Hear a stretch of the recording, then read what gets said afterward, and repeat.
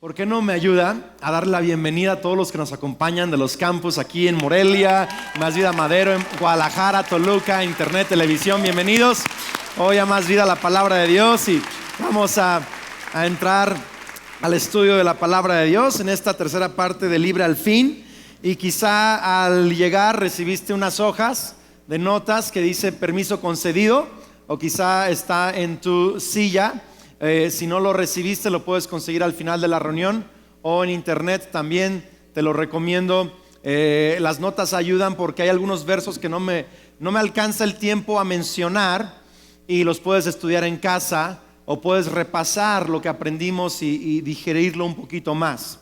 Permiso concedido. ¿Y cómo es que yo les había dicho en los últimos mensajes que íbamos a hablar cómo es que le abrimos a veces la puerta al enemigo? ¿Cómo es que le concedemos permiso para que Él ataque nuestras vidas y tenga influencia en nuestras vidas? ¿Y cómo es que se le concede permiso? Y vamos a hablar de tres personajes el día de hoy: de Pedro, el apóstol Pedro, de Job y de el rey Acab. Y cómo es que Satanás tuvo permiso de zarandear sus vidas, de influenciar sus vidas, y cómo es que ellos abrieron esa puerta de influencia a sus vidas. Y la idea es aprender de ellos para que nosotros podamos tener cuidado de esas actitudes que abrieron esa puerta al enemigo. ¿Está conmigo o no? Y quiero empezar diciendo que la puerta que abrimos para la influencia del enemigo en nuestras vidas es el pecado. Pecado es desobedecer a Dios, la palabra de Dios, la voluntad de Dios. Y podríamos aquí enlistar, ¿verdad?, una infinidad de pecados.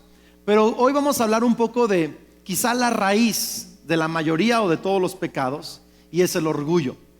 Ahora, cuando digo voy a hablar del orgullo, hay mucha gente que automáticamente dice: yo no tengo orgullo y soy orgulloso de no ser orgulloso, ¿verdad? Así como que yo no batallo con el orgullo, ¿no? Pero vamos a ver un poquito lo que significa las diferentes aspectos de orgullo, y todos nos podemos identificar porque todos en algún momento, en alguna manera, batallamos con el orgullo en nuestras vidas. Entonces vamos a hablar de eso un poquito.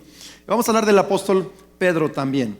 Y la primera definición de orgullo es que orgullo es confiar en tu propia fuerza. Si quiere subrayar eso en sus notas, orgullo es confiar en tu propia fuerza.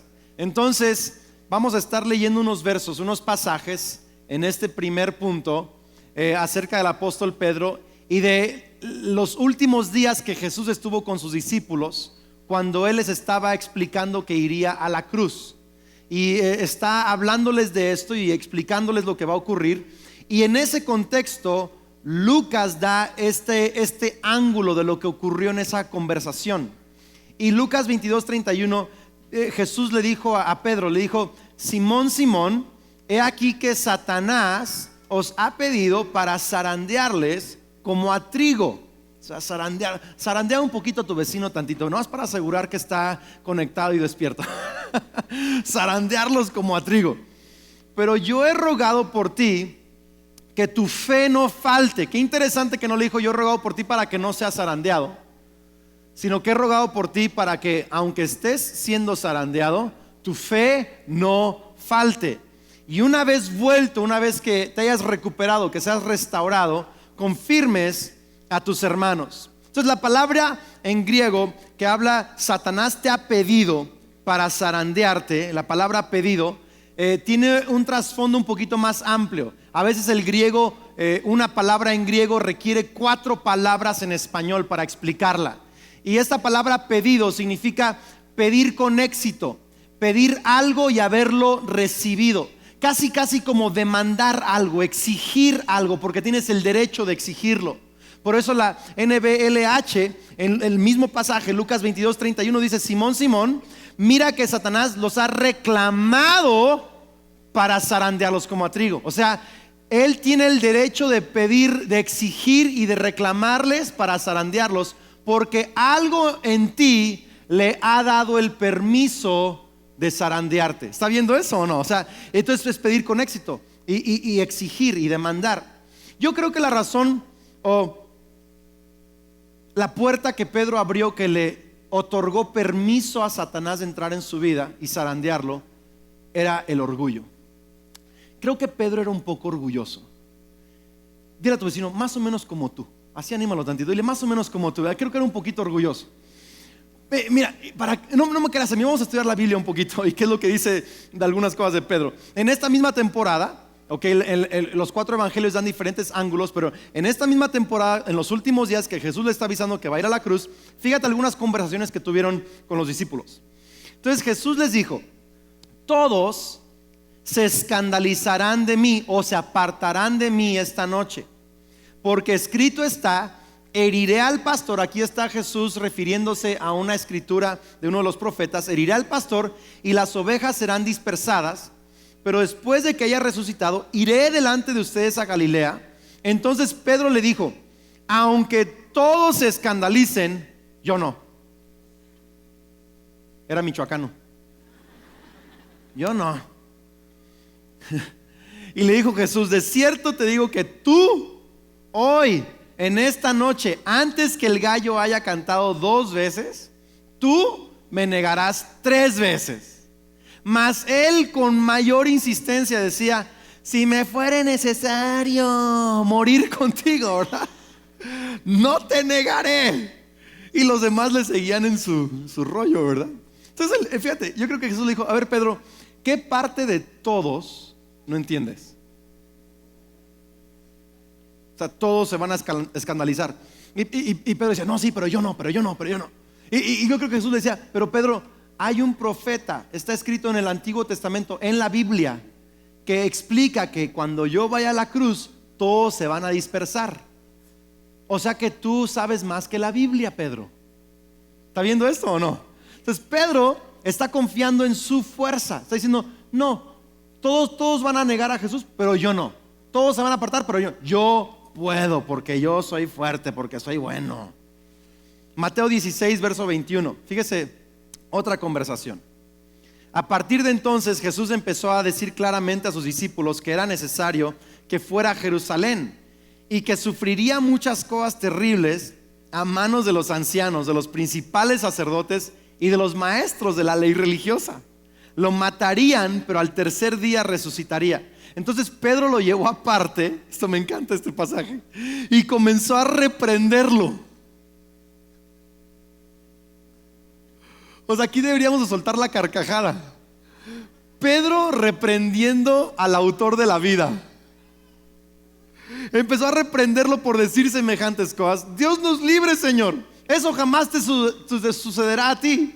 Y Jesús se dirigió a Pedro y le dijo: aléjate de mí, Satanás, porque representas una trampa peligrosa para mí. Ves las cosas solamente desde el punto de vista del hombre y no desde el punto de vista de Dios. Disculpe, pero usted tiene que tener mucha autoestima, o diría Hugo Martínez, muchas fichas, como para reprender a Jesucristo. O sea, para regañar a Jesús. Aquí está Pedro diciéndole a Jesús que él está malo, está reprendiendo. Y luego Jesús mira a Pedro y le dice: aléjate de mí, Satanás. Ahora, no sé cómo sea tu doctrina o teología de que si el demonio te oprime, está afuera, adentro, alrededor, a un lado. No sé cuál sea tu rollo de eso, que cómo el diablo oprime a un cristiano. Pero déjame decirte que Jesús le habló a Satanás en la vida de Pedro. Eso tiene que abrir nuestros ojos, porque este hombre tenía caminando 3 años con Jesús. Pero en este momento estaba siendo influenciado, dirigido, manipulado por Satanás, y Jesús tuvo que reprenderlo por ese asunto. Qué increíble, ¿no es cierto eso? Es impresionante. Entonces Pedro, fíjate, yo no te voy a negar, y luego lo reprende. Es increíble. O sea, Jesús le acababa de cambiar el nombre, lo había actualizado, le había cambiado el nombre de Simón a Pedro, ¿no? Pedro significa piedra, pietra, esa roca de revelación, ¿no? Pedro, entonces Simón Pedro, y ahora le dice Satanás. Yo creo que Pedro le dijo: Señor, me gustaba más el Pedro. O sea, como que me habías subido de nivel, ahora me bajaste más feo, ¿no? Pero, ¿sabe? Pedro me recuerda un poquito a muchos de nosotros, y me recuerda un poquito a veces a mi hija Sofía. No sé cuántos tienen hijos pequeños. Hay una etapa cuando los niños son pequeños que empiezan a querer independizarse y quieren hacer las cosas por ellos mismos. Y no quieren que nadie les ayude, aun cuando ellos no lo pueden hacer. No sé si algunos que tenían hijos recuerdan eso, si tienen nietos o hijos, pasa. Entonces, yo de pronto estoy haciendo algún asunto en la casa y escucho que Sofía empieza a gritar, ¡ah! Y se empieza a enojar, ¡ah! Y así a gritar, pues. Y subo al cuarto para ver qué está pasando, y ahí está la Sofía en el piso, tratando de ponerse unos pantalones, y tiene las dos piernas en un lado del pantalón, y está así atorada, ¡ah! Y no se puede mover. Y le digo, Sofía, déjame ayudarte. Y fíjate cómo dice, go. En inglés me dice, vete, go. Me reprende, go away. Me dice, vete. Me dice así. Y le digo, Sofía, pero no puedes. Le digo, déjame ayudarte, go. Me hace así. O luego está con los zapatos, ¿no? También pasa, hay ciertos zapatos que no se puede poner. Entonces empieza, estando de pie, y la puedo ver, y se los pone así, la hace. Le pega a la pared y no entra el zapato, y luego se agacha y le hace, y por fin está en el piso y le está haciendo así para arriba, y el zapato no le entra. Y le quiero ayudar, le digo, Sofía, déjate. Yo, no, es así. Está llorando porque no puede, grita porque le trato de ayudar, y no se deja que nadie le ayude, y no se pone bien el pantalón. Me recuerda a algunos cristianitos que dicen, yo puedo solo, pero realmente no pueden solos. Yo puedo en mis fuerzas, yo nunca me voy a apartar yo no necesito ir a la iglesia, yo no necesito adorar con otros, yo no necesito estar en un grupo conexión, yo no necesito ir al discipulado alfa, yo no necesito un encuentro, yo estoy bien, yo puedo, yo no necesito nada de eso. Yo y Cristo, yo la voy a hacer y la voy a armar. No reciben consejo de nadie, no quieren ser enseñables, no tienen una vida de oración, porque el que no tiene una vida de oración cree que él puede vivir sin la ayuda de Dios. Porque cuando oras estás reconociendo, yo no puedo hacer lo que hago si tú no me ayudas, Dios. Pero algunos piensan que pueden en sus propias fuerzas, y están arruinando su familia, arruinando cosas, y van en camino a la destrucción, y están abriendo el lugar a que Satanás zarandee sus vidas por el orgullo en su propia fuerza. Y fíjate el resultado, Mateo 14, lo puedes leer después en tu casa, del verso 66 al verso 72. Versos 66 al 72, Mateo 14. Dice que entonces Pedro, después de que tuvieron este alegate y le dijo, yo no te voy a negar, Pedro está en el patio donde Jesús está siendo cuestionado. Y está en el patio y una chava lo ve, una sirviente, una jovencita lo ve y le dice, ¿tú andabas con Jesús? Y dijo, no. Primera vez. No, si a mí me late que tú andas con Jesús, te oyes como que hablas. Que no. Segunda vez.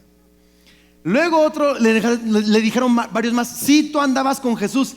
Y el Pedro, puedes leerlo ahí en Marcos 14, de 66 a 72, empezó a maldecir. Ustedes hijos del tit, que yo nunca tit, que ustedes tit, que quién sabe qué tit, yo no, a decir unas leperadas. El apóstol Pedro empezó a recordarle su mamacita a esos soldados y a la gente. Imagínenselo, ¿verdad? Algunos dirán, con esa boquita predicas, Pedro. O sea, imagínate. No estaba maldiciendo a la gente allí. Tú estás hablando de un cristiano maduro, un apóstol, un seguidor de Jesús que lleva años con él, y ahora está cayendo en cosas que hace años Dios lo había librado, porque está siendo zarandeado, porque ha abierto una puerta de orgullo al enemigo. Y lo veo en cristianos maduros que sienten que ya pueden, que ya tienen experiencia, que ya saben, y ahí van y empiezan a tener confianza en su fuerza, y a veces mientras están bien no se dan cuenta y empiezan a regresar a actitudes, pensamientos, ataduras y cosas de antes. Es increíble. Orgullo es confiar en tu propia fuerza. Por eso dice 1 Corintios 10:12, así que el que piensa estar firme, el que piensa que está fuerte, mire que no caiga. Depende de la gracia de Dios. Únete con la familia de Cristo. Nos necesitamos unos a otros. Hay que ser humildes porque el orgullo nos hace caer. Amén. ¿Alguien está escuchando eso? Ok, número 2. Orgullo es confiar en tu propia justicia y rectitud. Entonces, Primero, orgullo es confiar en tu fuerza, Pedro. Segundo, orgullo es confiar en tu propia justicia y rectitud. Y vamos a hablar de Job unos momentos. Y la verdad, para mí es difícil hablar de Job porque respeto a Job muchísimo. Es un hombre extraordinario. Pero fíjate bien acerca de Job. Job capítulo 1, verso 6. Un día, los miembros de la corte celestial llegaron para presentarse delante del Señor, y el acusador Satanás vino con ellos. Entonces Dios tiene una cita, una junta de reporte de todos sus ángeles generales, de las huestes celestiales, y Satanás viene también a reportarse con Dios. Es increíble, porque aunque Satanás es su enemigo, está bajo la autoridad de Dios. ¿Ves? Y el Señor le preguntó a Satanás: ¿de dónde vienes? Y dice: he estado recorriendo la tierra, observando lo que ocurre. ¿Se acuerdan que hablábamos de los caldeos que andan ambulando de un lado para otro para ver a quién molestar?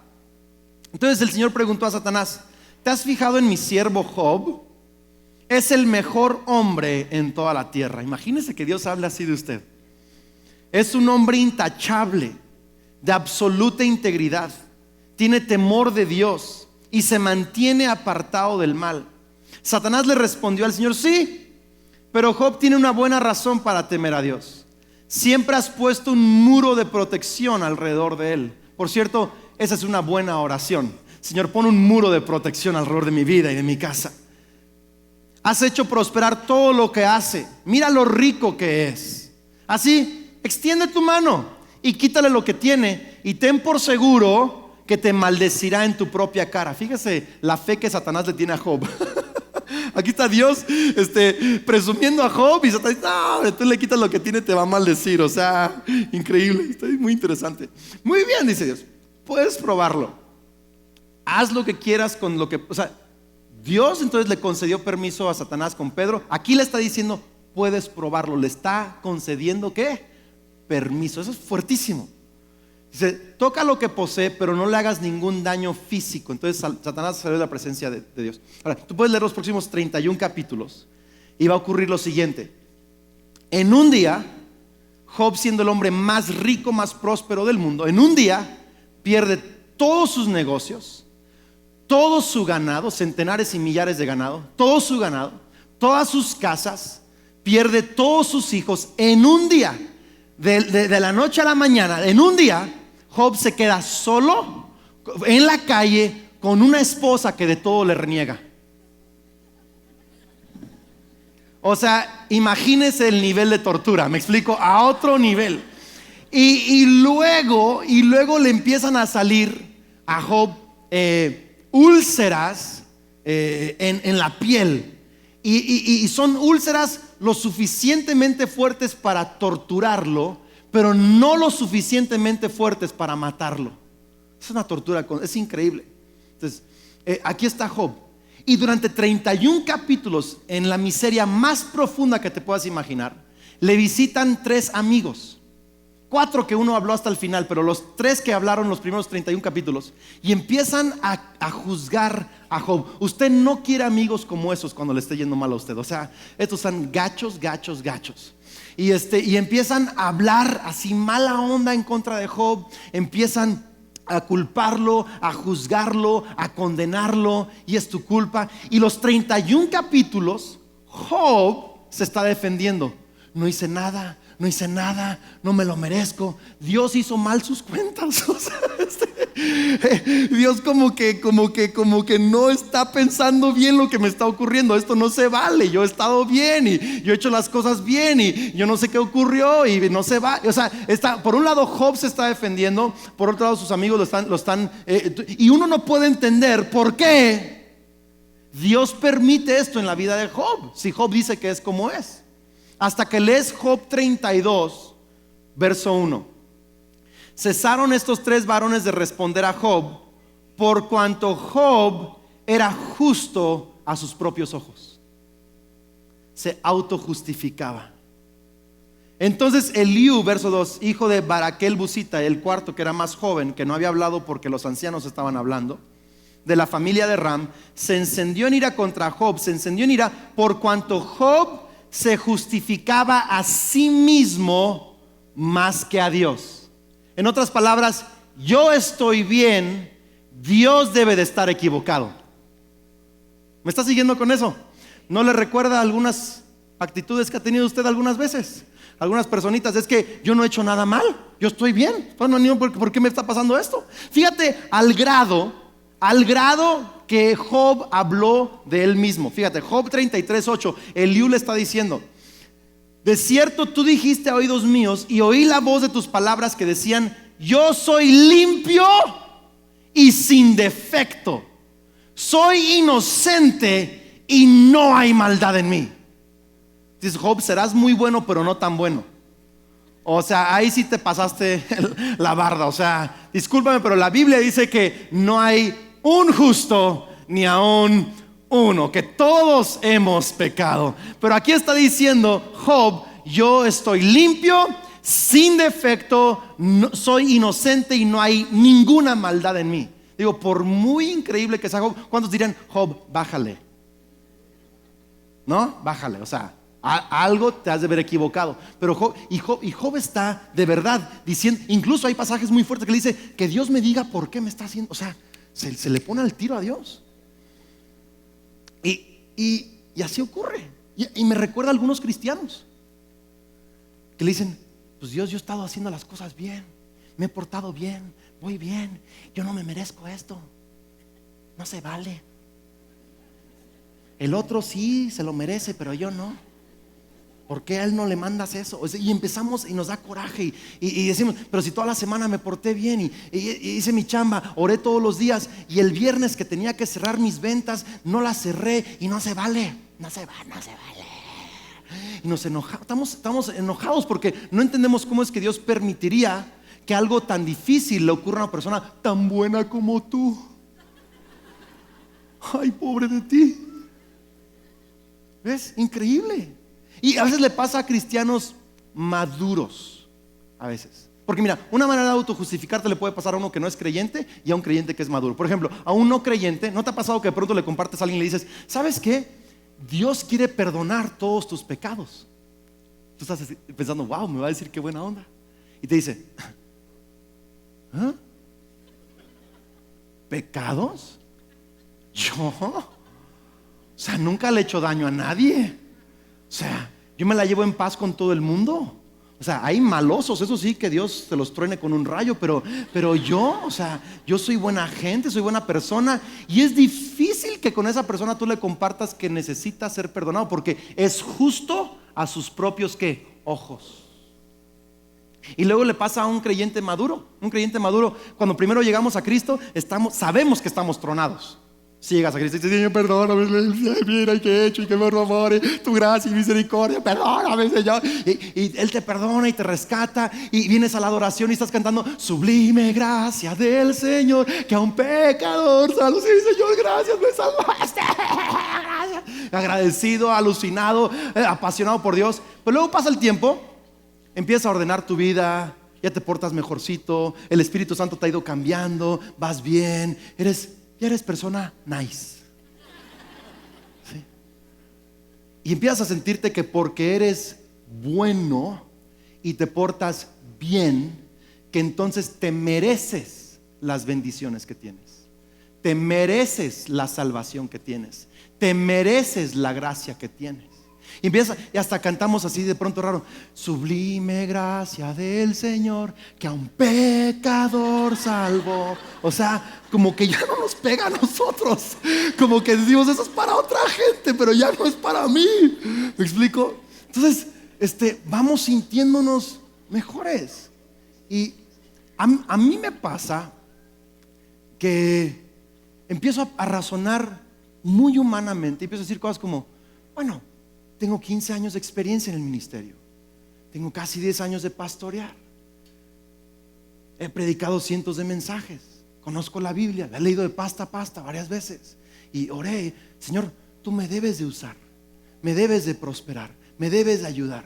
Y como que me empiezo a creer que soy bueno en mis ojos y merezco que Dios me respalde. Y eso no es cierto.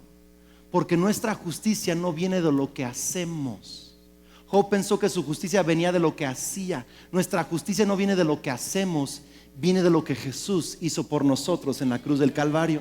La Biblia dice que cuando pones tu fe en Jesús, en lo que Él hizo por ti, entonces Dios te declara justo, no porque te lo mereces, sino porque por fe has recibido gracia, y esa gracia te hace justo, salvo, santo delante de Dios. Y sabes, cuando entiendes eso, entonces siempre dices: Señor, tú sabes lo que estás haciendo, mi vida es tuya y no me merezco esto, Señor, mi vida está en tus manos. Y aunque he predicado cientos de veces, aunque te he conocido durante años, hoy si tú no estás conmigo, yo no puedo vivir esta vida sin ti. Yo necesito tu gracia, tu sabiduría, tu fuerza. Sin ti no soy nada, Señor. Y esa humildad, ¿alguien está escuchando esto? Porque nos empezamos a creer mucho, a pensar que somos y nos merecemos, y empezamos a creer que nuestra justicia es por lo que nosotros hacemos y no por lo que Dios nos ha regalado en la cruz del Calvario.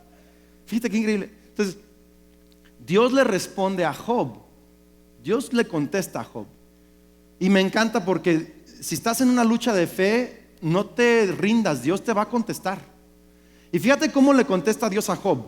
¿Okay? Job tenía un montón de preguntas. Si tú puedes leer, Job dice: ¿por qué? ¿Y por qué? Y que me diga, ¿y por qué? ¿Y por qué? ¿Y por qué? Fíjate lo que Dios le dice a Job. Job 38:1. Entonces el Señor respondió a Job desde el torbellino y dijo así: ¿quién es este que pone en duda mi sabiduría con palabras tan ignorantes? Tradúcelo al 2014. ¿Quién es el idiota que está hablando y cuestionando mi inteligencia? O sea, más o menos, ¿verdad? ¿Quién es el tonto que está hablando por acá? Prepárate, le dice Dios a este Job. Muestra tu hombría, porque tengo algunas preguntas para ti y tú me vas a contestar a mí. Tú tienes preguntas, yo tengo preguntas para ti. ¿Dónde estabas tú cuando puse los cimientos de la tierra? Dímelo, ya que sabes tanto. Dios es sarcástico de pronto. A ver, ¿tú qué sabes? Dime. ¿Quién decidió sus dimensiones y extendió la cinta de medir? O sea, ¿quién tiene una cinta tan larga para medir? ¿Quién sostiene su eje? ¿Y quién puso su piedra principal? Es decir, le hace muchas preguntas. Puedes leer todo el capítulo. Vamos a brincarnos al verso 34. ¿Puedes gritar a las nubes y hacer que llueva? ¿Puedes hacer que aparezca el relámpago y que caiga donde lo dirijas? Relámpago, ven, cáele a ese. O sea, ¿puedes tú hacer eso? Job 39:26. ¿Es tu sabiduría la que hace que el halcón alce vuelo y extienda sus alas hacia el sur? O sea, ¿tú le has dicho al halcón que migre al sur en ciertas temporadas? ¿Tú le dices al águila dónde haga sus nidos? Job 40, verso 8. ¿Invalidarás tú mi juicio? ¿Me condenarás a mí? O sea, dirás que yo estoy equivocado para justificarte tú y decir que tú estás bien. Porque así a veces nos portamos. Yo estoy bien, seguro Dios es el que está mal. O yo estoy bien y todos los demás están mal. Y así a veces esa actitud, ese orgullo, le permite a Satanás zarandear nuestras vidas. Por eso Dios le dio permiso a Satanás y Dios le dio permiso a Satanás. Lo bueno es que Pedro se arrepintió y Dios lo levantó y lo usó. Y lo bueno es que Job se arrepintió y Dios le dio el doble de lo que tenía. O sea, Job recibió el doble de todo. Y sabes, Dios lo sacudió, lo zarandeó y lo liberó y lo proveyó de una manera impresionante. Alguien diga amén a eso. Eso me encanta lo que estamos escuchando. Está padrísimo. Ok, ahora, número 3. Orgullo es confiar en tu propia sabiduría. Entonces, orgullo es confiar en tu propia fuerza, tu propia justicia y rectitud, en tu propia sabiduría. Vamos a ver un pasaje en 1 Reyes 22 que habla del rey Acab y el rey Josafat. Ahora, el rey Acab estaba casado con una bruja manipuladora, dominante, controladora. No estoy describiendo a tu esposa, hombre, por favor, no digas eso. Esto se llamaba Jezabel. Está casado con Jezabel. Jezabel de verdad era una tipa, o sea, mal plan. Y Jezabel tenía contratado 850 profetas de Baal que se dedicaban a adorar a Baal y a cometer idolatría a nombre de ella. Y Acab, que era el rey de Israel, ahora Israel estaba dividido en dos reinos. De un lado estaba el reino de Judá, que en ese tiempo lo reinaba en el Josafat, y en Israel reinaba Acab. Entonces Acab tenía 400 profetas contratados, según eran profetas de Dios, pero los contrataba para que le hablaran lo que él quería escuchar. Entonces, ahí están, Acab y Josafat, Acab con Jezabel. Y Acab le dice a Josafat: ayúdame para pelear en contra del rey Ramot de Galad. Fíjate bien, entonces Primera Reyes 22:6. Así que el rey de Israel convocó a los profetas, unos 400 en total, y les preguntó: ¿debo ir a pelear contra Ramot de Galad o desistir? Y todos ellos contestaron: sí, adelante, el Señor dará la victoria al rey. Pero Josafat preguntó: ¿acaso no hay un profeta aquí del Señor, uno de verdad? Hay que hacerle la pregunta a él. Entonces el rey de Israel contestó a Josafat: hay un hombre más que podría consultar al Señor por nosotros, pero lo detesto, porque nunca me profetiza nada bueno, solo desgracias. Y se llama Micaías, hijo de Imla. Y le dice a Josafat: un rey no debería hablar de esa manera, hay que traerlo a ver qué nos dice. Entonces Micaías estaba encarcelado porque precisamente profetizaba de parte de Dios desgracias para el rey. Entonces el rey lo metió en la cárcel. Está súper padre la historia. Okay. Verso 15, entonces lo sacan de la cárcel. Dice: y cuando Micaías se presentó ante el rey, Acab le preguntó: Micaías, ¿debemos ir a pelear contra Ramot de Galad o desistir? Y Micaías respondió con sarcasmo: sí, sube y saldrás vencedor, porque el Señor dará la victoria al rey. Me sale bien, ¿verdad? Entonces el rey le respondió con dureza: ¿cuántas veces tengo que exigirte que me digas la verdad cuando hables de parte del Señor? Entonces Micaías le dijo: en una visión vi a todo Israel disperso por los montes como ovejas sin pastor, y el Señor dijo: han matado a su amo, envíalos a sus casas en paz. En otras palabras le está diciendo: en una visión vi que Dios permitía que tú murieras y todas las ovejas serían dispersadas. Le está diciendo lo que va a ocurrir. Verso 18: ¿no te dije, exclamó el rey de Israel a Josafat, nunca me profetiza otra cosa más que desgracias? Y Micaías continuó diciendo: y escucha lo que dice el Señor. Dice: vi al Señor sentado en su trono, rodeado por todos los ejércitos del cielo, a su derecha y a su izquierda. Ahora voy a pausar un minutito aquí solo para darle un poquito el cuadro. Está Dios en su trono y dice que está rodeado de todos los ejércitos del cielo, no solo de su ejército, sino de todos los ejércitos del cielo. Y la Biblia habla de huestes celestiales, que son autoridades que rinden autoridad a Satanás, no a Dios, que siguen a Satanás. Lo vimos eso en la primera vez, usted lo puede revisar después. Entonces dice que aquí está en la corte ahorita, o delante de Dios, los ejércitos celestiales, unos a su derecha y unos a su izquierda. Podríamos pensar en lo que Jesús dijo cuando juzgará al mundo, que a la derecha estarán las ovejas que han creído en él, y a la izquierda estarán los cabritos que lo han rechazado, y él hará la diferencia. Entonces, unos a la derecha, unos a la izquierda. Fíjese la conversación que hubo. Es un pasaje difícil, pero hay que entenderlo porque está en la Biblia. Primera Reyes 22:20. Entonces Micaías está profetizando. Entonces todos los ejércitos están ahí. Primera Reyes 22:20. Entonces el Señor dijo: ¿quién puede seducir a Acab para que vaya a pelear contra Ramot de Galad y lo maten? O sea, Dios dijo: él ya no puede continuar porque está siendo un mal líder de Israel. Listo, alguien ayúdeme a que vaya. Hubo muchas sugerencias hasta que finalmente un espíritu se acercó al Señor y dijo: yo puedo hacerlo. ¿Cómo lo harás?, preguntó el Señor. El espíritu contestó: saldré e inspiraré a los profetas de Acab para que hablen mentiras. Tendrás éxito, dijo el Señor. Adelante, hazlo. Así que, como ves, Micaías ahora le dice al rey: el Señor ha puesto un espíritu de mentira en la boca de todos tus profetas, porque el Señor ha dictado tu condena. Está grueso.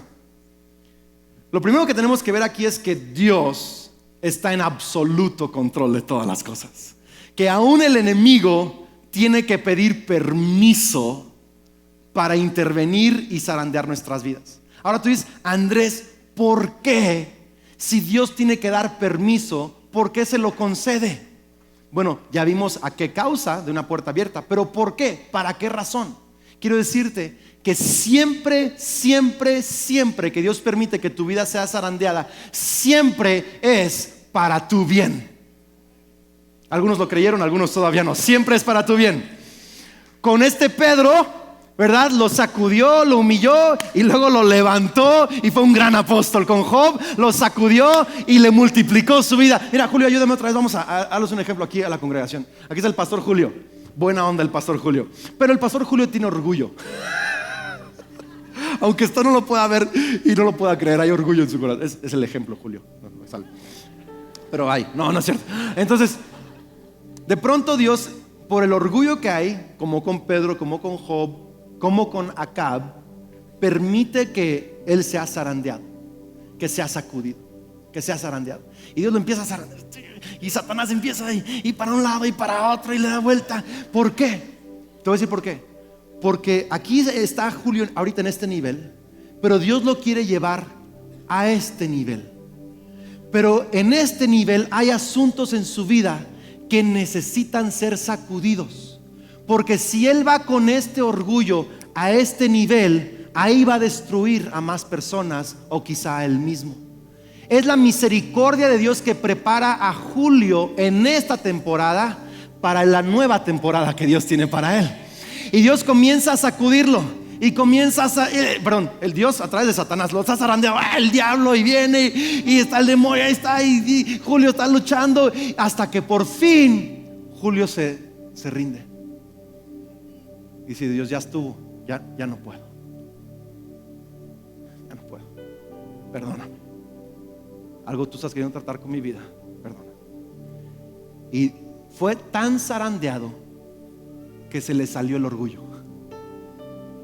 Es como en las caricaturas cuando un criminal agarraba a alguien en la calle, lo volteaban y le hacían le salían todas las monedas y todo eso, ¿verdad? Dios permite a veces que te agarre el enemigo y te haga te sacuda. Y con este corazón quebrantado, Dios resiste al soberbio, pero da gracia al humilde y te puede llevar al otro nivel que Él tiene para ti. Alguien diga conmigo amén a eso. Gracias, Julio. Qué increíble, ¿no? Entonces, eso es lo que pasó con Pedro, con Job, ¿ves? Pero Acab confiaba en su propia sabiduría. Orgullo es confiar en tu propia sabiduría. Porque Acab, si tú sigues leyendo el pasaje, Acab no se arrepintió como Pedro, como Job, como Julio. Acab se empecinó, se puso terco, dijo: no, yo sé. Y dice que Acab en su sabiduría diseñó un plan. Le dijo a Josafat: hay que cambiar de vestir, tú te pones mi ropa, yo me pongo tu ropa y vamos a engañarlos. Van a pensar que yo soy tú, que tú eres yo, y no va a pasar nada. Y Acab se puso detrás de las líneas de batalla y fue a batalla, aun cuando Dios le había dicho que no fuera, porque Acab se sentía más sabio que Dios. Esto yo lo veo de pronto cuando vamos manejando en carretera. Yo no odio a nadie excepto a un grupo de personas, y son la gente que maneja lento en el carril izquierdo de la carretera. Si tú eres uno de esos, Dios te bendiga y te lleva a su gloria rápidamente. Amén. Hay letreros en la carretera que dicen: carril izquierdo solo para rebasar. Y ahí van estos cuates a 60 kilómetros. No están rebasando a nadie. No hay nadie en el carril derecho. Y ahí llegas tú y les prendes las altas, les pitas y hola, casi te saludan. Y otros de ahí gachos: brínquele, vas a bien mala onda, ¿no? Entonces bueno, lo voy a rebasar, ¿no? Por la derecha, pero es horrible. 2-3 veces casi me he accidentado por un loco que va a 20 kilómetros por hora en el carril izquierdo y uno va a 120. Pues,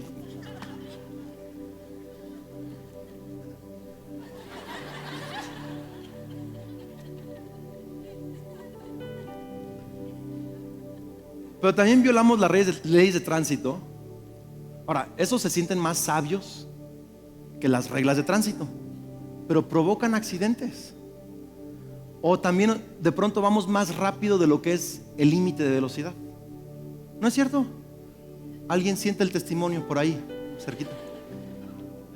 Recientemente íbamos en carretera también entrando a una ciudad, y la verdad no había visto el límite de velocidad. Y yo venía bien a gusto, y venían otros carros igual de rápido que yo o más, y ahí venían varios, y a mí me pararon, no a los otros, a mí. De pronto la patrulla me para y así sentí feo, ¿no? Pero aparte de sentir feo, me enojé. ¿Cómo me paran a mí? Que no ven la aureola del pastor aquí, la santidad, los ángeles que traigo aquí acompañándome. ¿Qué les pasa, verdad? ¿Por qué a mí, no? Y me toca el policía y la ventana, y bajo la ventana, ¿no? Y yo bien buena onda, ¿qué pasó? Me dice, venía a exceso de velocidad. Le digo, no, ¿cómo es posible? Pues, yo venía con, ¿sabe a cuánto venía? No, venía a 120/60. Le digo, no, venían otros más rápido que yo. Mire ese carro rojo que vaya, mire, párenlo a él, a mí ¿para qué me para?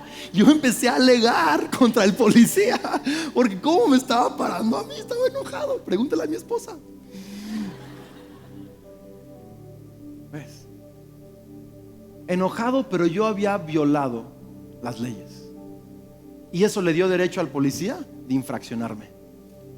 Así como cuando tú y yo violamos las leyes de Dios, le da derecho al enemigo de infraccionarnos, zarandear nuestras vidas, porque nos sentimos más sabios que Dios. Confiamos en nuestra sabiduría.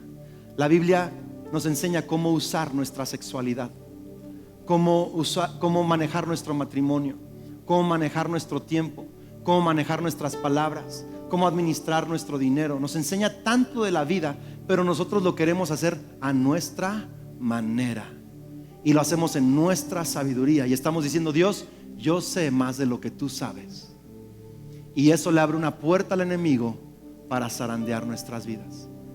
Pedro se arrepintió, Job se arrepintió, pero Acab no se arrepintió. ¿Ves? Acab no se arrepintió. Y voy a terminar con este pasaje que es complicado. Por cierto, solo quiero leer Proverbios capítulo 16 verso 18. Dice, el orgullo va delante de la destrucción y la arrogancia antes de la caída. En otras palabras, Dios permite que seas sacudido para que no seas destruido.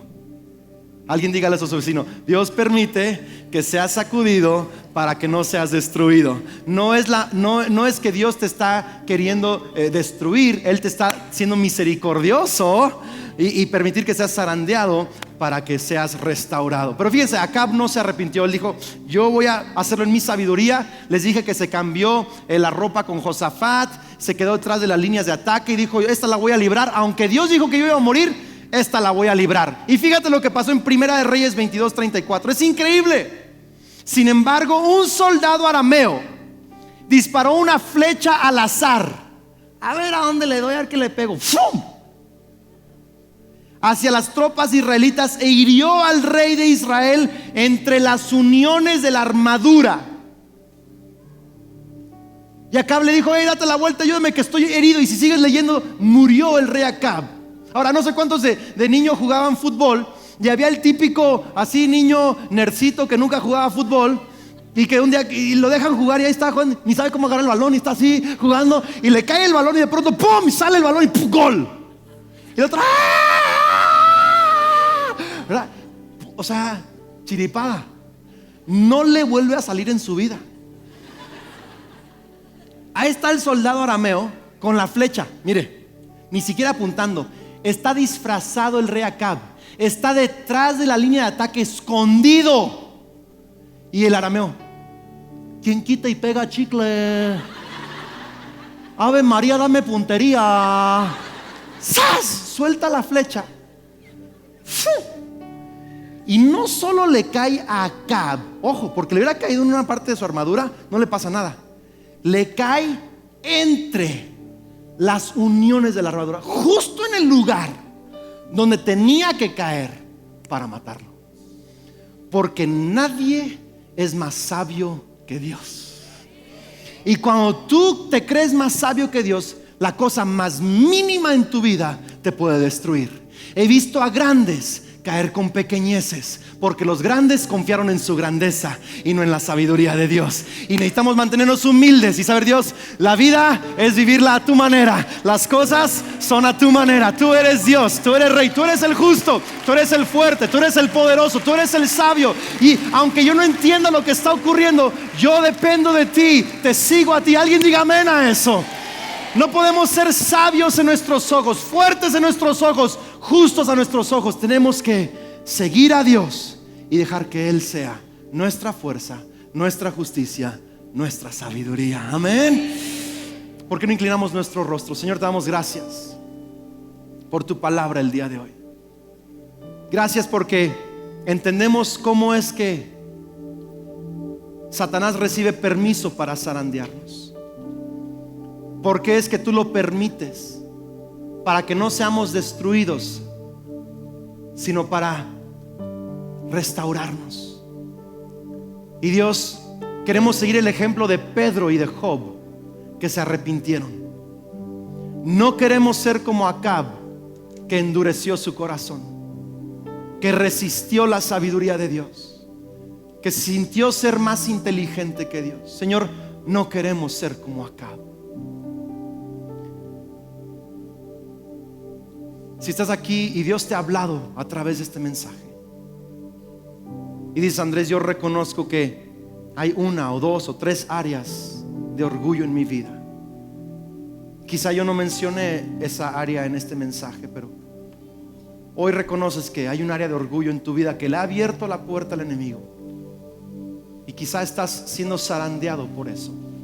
Quiero que ahí en tu lugar te pongas de pie. Quiero orar con todo aquel que hoy reconozca, yo necesito reconocer que tengo algo de orgullo en mi corazón. Yo necesito libertad de eso. Quiero arrepentirme de eso. Quiero humillarme delante de Dios. Si quieres poner tus manos frente a ti,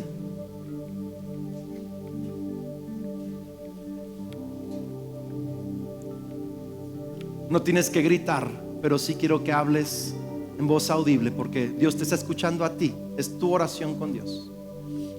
Quiero que digas, Señor Jesús, reconozco que he permitido orgullo en mi vida. Ahora quiero que menciones el tipo de orgullo. Reconócelo. Quizá el orgullo de tu propia sabiduría, el orgullo de tu propia justicia, el orgullo en confiar en tu propia fuerza. Quizá puedes mencionarle algunas de las actitudes, acciones, palabras que has hecho, cometido estos días por causa de ese orgullo. Vamos, unos momentos de reconocer, Señor, yo reconozco que yo he abierto la puerta a Satanás. Él está zarandeando mi vida porque yo he abierto esta puerta con orgullo. Y Señor, te pido perdón, me arrepiento. Ahí en tu lugar arrepiéntete y dile, Señor, recibo tu perdón y te pido que mi fe no falte. Señor, yo como pastor de esta hermosa congregación oro lo que tú oraste por Pedro, que su fe no falte, que en medio de la prueba, en medio del zarandeo, del sacudimiento, su fe no falte, sino que puedan reconocer tu mano, humillarse y saliendo de esto estén fortalecidos para animar a los hermanos. Que sus vidas sean de bendición y de inspiración para otros, porque van a salir de esta en el nombre de Jesús. Tenemos la victoria en Cristo Jesús. Y si nos humillamos y si clamamos a ti, Señor, tú respondes. Y yo declaro que así como Pedro fue restaurado para ser un gran apóstol, Job fue restaurado y recibió el doble, así mis hermanos y hermanas van a ser restaurados. Van a salir de esta prueba, van a salir de esta aflicción, van a salir de este zarandeo y van a ser restaurados, levantados, bendecidos, más allá de lo que pueden imaginar. En Cristo Jesús, amén.